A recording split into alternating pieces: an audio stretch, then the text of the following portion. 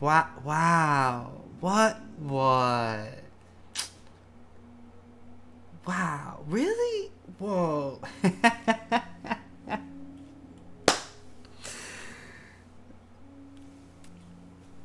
If I could just point, I just put, yeah, yep, where is he? This way, yeah, he's guilty. That one, that dude right there. Yep, guilty.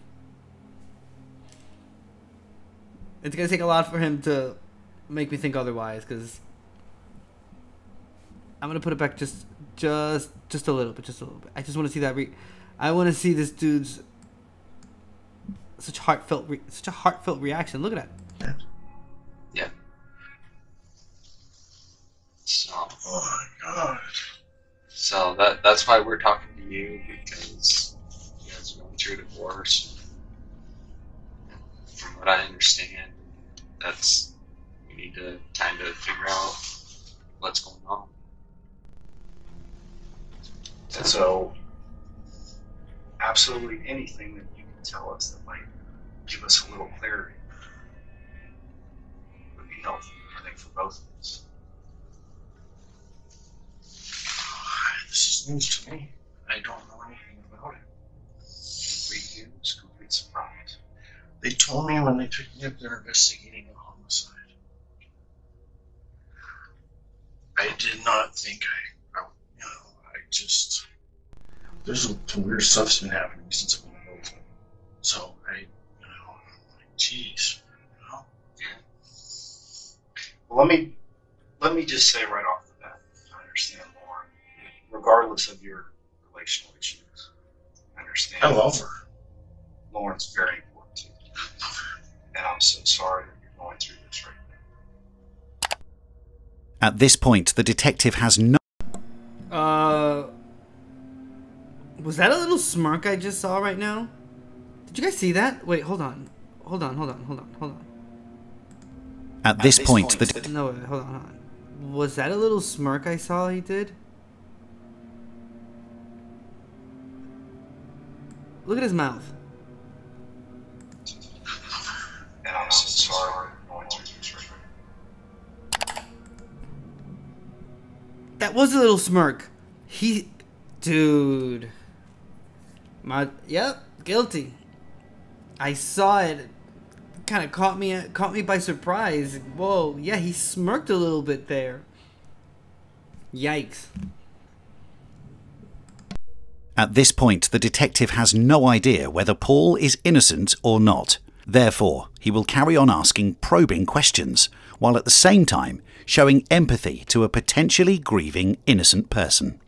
Can you tell me a little bit about how the separation has been going? It depends on who you ask. Like, for her, it's fine. For me, it's really tough. I want to know from you. I've had trouble dealing with it, Can you, let's just start with a basic timeline. So what about last evening, last night, as detailed as you can, say from the end of dinner time. Tell me about what you know. I fell asleep again. I'm not sure when I slept. What time do you think you went to bed?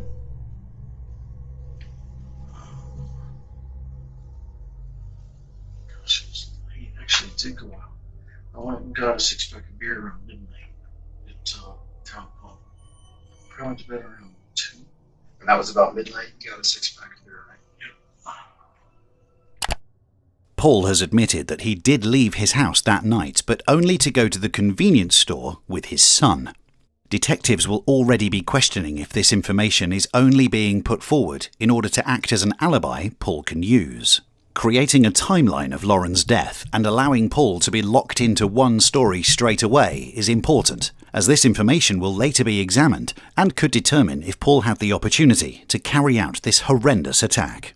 At this point in the case, there was no probable cause to detain Paul DeWise, and for that reason, he was released.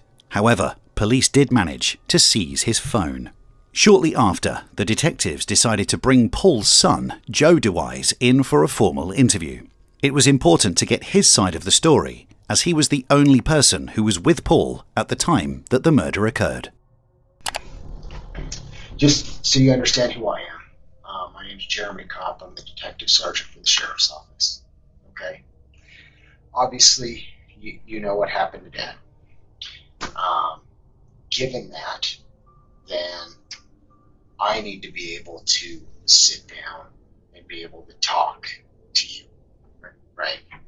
How was your relationship with her?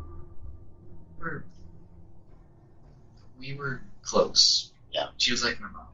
But Okay. she wasn't my mom. She was pretty much like my mom. Okay. Let's go to Saturday. And just walk me through Saturday. Okay, for Sunday. So Saturday, let's see. So I got up around like maybe 12-ish, around 12. Why'd you go? I just go with him just because. Yeah. I mean, do you hang with your dad quite a bit? Yeah. You and your dad pretty tight? Yeah. So we just. Fair enough to say. Just whatever we do, you know. Is it just you and Dad then Yeah. going on the beer run? Okay. So you don't recall hearing any doors or anything open when you go to bed? Everything's fine. Okay. So it's important that you and I, as we kind of work through the details, that we're completely truthful with each other. Okay? That's pretty important. Right. What do you think happened? She was in her home sleeping. As I know from what they had told me in the body. This is the person that they interviewed first, his son. The victim is his stepmom. Yeah.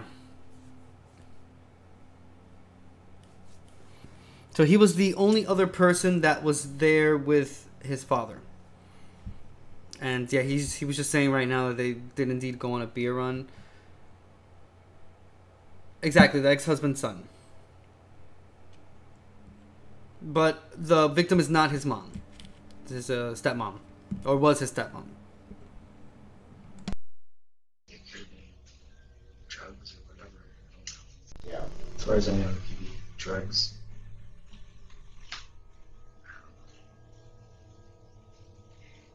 Who do you think? Who do you think could do something like that? No guesses.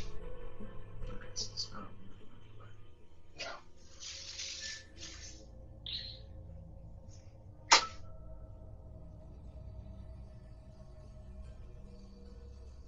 It couldn't be my dad. He loves too much.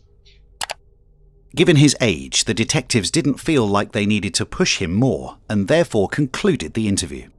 Joe has provided his statement about the events of that night, which coincided with his father's story. This story was either the truth or a fabricated lie that Paul and his son rehearsed prior to this interview. A few days had passed when the crime lab came across an interesting discovery. There was a second set of shoe prints found at the scene that was not previously known to the detectives, and this particular shoe print seemed to be significantly smaller than the other set of footprints that was already found. Knowing that Paul DeWise and his son Joe DeWise set off from the house on their own at the same time that the murder was believed to have occurred, Well, plot thickened even more. Uh-oh. Second set of footprints. They're smaller. There were two people. They just interviewed the son. Eesh. Uh-oh. It's not looking very good.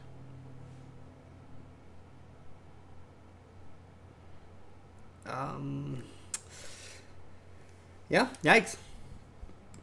detectives now knew it was time to bring Joe DeWise back into the police station for a second interview.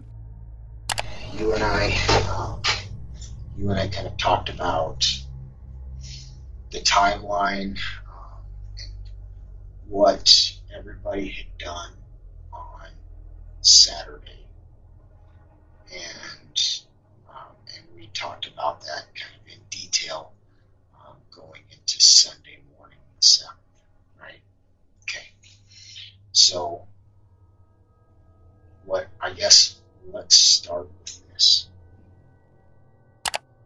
The detectives asked him to describe exactly what he did on the day of the murder, and Joe's answer stayed the same. He told them that he was at home with his dad that entire day, apart from a brief period where he and his dad went to the convenience store to buy beer.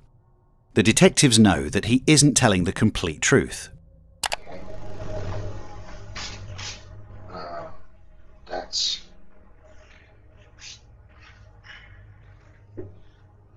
That's pretty accurate to what you told me yesterday.